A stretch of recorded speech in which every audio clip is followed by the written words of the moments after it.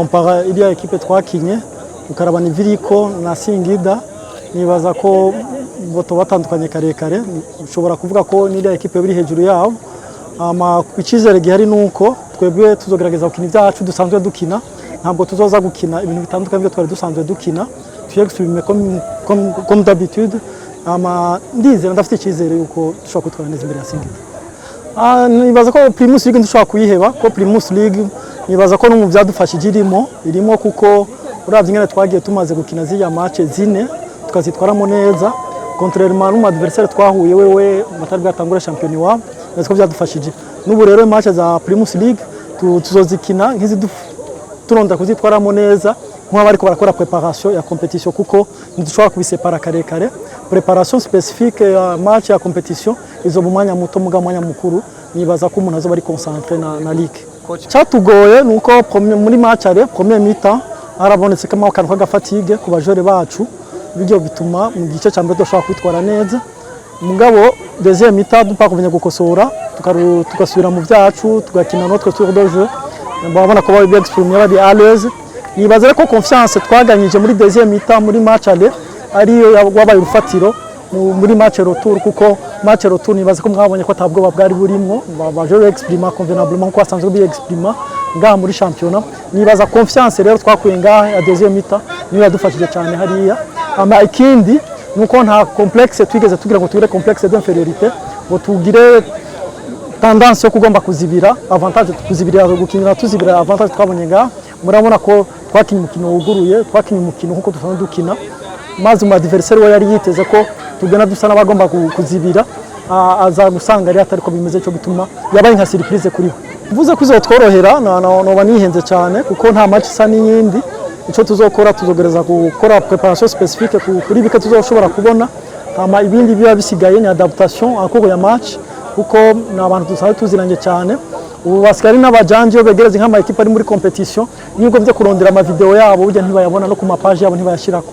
usanga bashaka ibitsindo utumye n'atacu twogufasha nibaza ko munagerageza kwiprepara en conséquence yagiye kwirefera kuri ligue basanzwe bakira ko usanga atatandukana uri nirimo hama twebwe tugerageze kurenforcer mu byo dusanzwe dukina nabo biyadapte kuri kubera kinabo badashobora kuyadapta kuri twe uko intambwe ya mbere twayiteye urugendo ikizere kirahari kuko bo tugiye guhura umuntu nawe asanzwe amenyera ama competition cyane nubwo wayitandukana urimo nuko afisa abajere bakinya ama competition bakagera kure muri za Simba na Yanga mugabo ugiye kuraba equipe en soi ntabwo ari equipe isanzwe ifise izina rikomeye muri competition kandi navyo ça compte ivyo rero ndizera ko twe tuzogerageza gutegura ibyacu nabo nibaza ko bazoza byadapta ku byacu je vraiment ndabibabwiye ntabwo ngoma gushingira cyane kuri bo tuma gushingira ku byacu byo dusanzwe dukina ibindi ni utu adaptation dukenye no twa kujana ni na point fort abonye kuri equipe mugabo sikoma guhagarara cyane ku adversaire gusumba ko magarara kuri préparation habituelle ya equipe yacu ubutumwa no bantu uko bokomeza kutugira ikize no kudushigikira ama kidufasha football n'umukino wa nkakagayo ama equipe yo muri kano karera zikora kuri niveau turengeye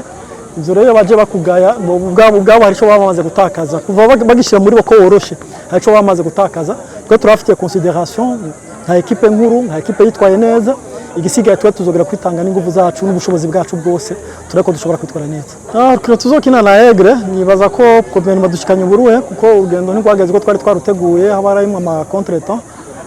nibaza ko umva sendo s'adapter kuri no mwanya dusigaranye muto wo kwitegura uko nka entraînement ejo azoba nka décrassage umva ko entraînement zuri sérieux tuzokora igwera kuri entraînement yo ku munsi wa kane wa gatanu entraînement zibiri dufite zuri sérieux kuko mu lever ya match ho nta bintu birebire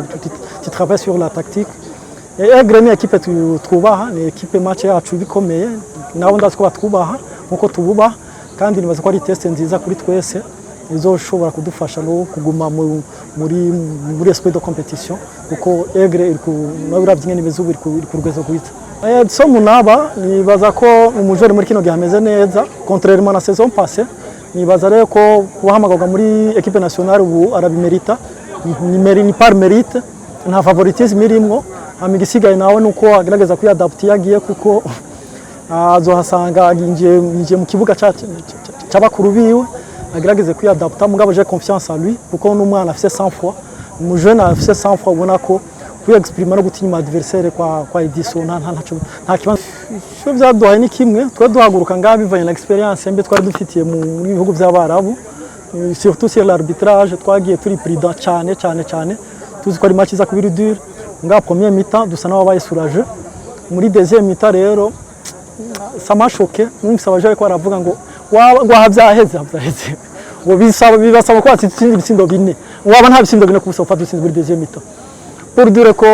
uravye igitsindo badutsinze deuxième mi-temps gitangura je manque de concentration vuga ko tutadinjire muri match igitsindo naco badutsinze muri temps additionnel match igiri here batwonge 7 minutes bijya navyo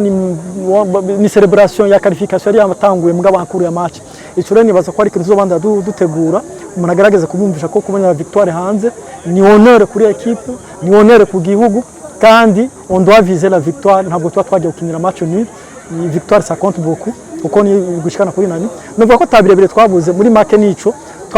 twabaye nk'abaja muri celebration ya qualification hakuru ya match.